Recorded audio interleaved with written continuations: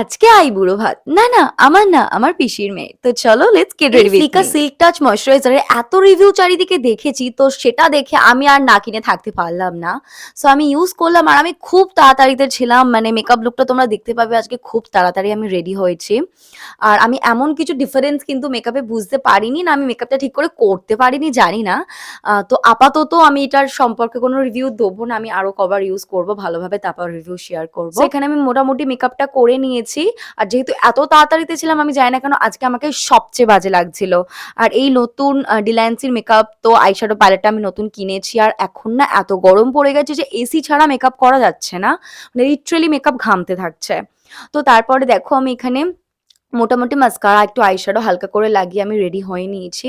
আর এটা আমার মার আউটফিট, মাকে কেমন লাগছে জানিও। আর এই কিন্তু মার যে হারটা পরেছে এটা আমি মিশো থেকে নিয়েছি, খুবই সুন্দর দেখতে।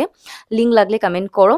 তো তারপরে দেখো আমি এখানে ভালো করে আমার মেকআপটা সেট করে নিয়ে, আর এই যে জুয়েলারিটা দেখতে পাচ্ছি এটা আমি মিন্ত্রা থেকে নিয়েছি, একটা পার্ল সেট, ভীষণই সুন্দর। তো আমি তোমাদেরকে মেকআপ কি দেখাবো, এত তাড়াতাড়িতে গুলোগুলির মধ্যে বাড়িতে ঝগড়াঝাটি হচ্ছে রেডি হওয়ার সময়। মানে বাঙালি মানেই এটা, বেরোনোর সময় ঝগড়া কিছু না কিছু কারণে বাঁধবেই। তো আমার ভালো করে কোনো শট নেওয়া হয়নি, চুড়িদারটা মিশো থেকে নিয়েছি, লিঙ্ক কমিউনিটি পোস্টে দেওয়া আছে। বাই।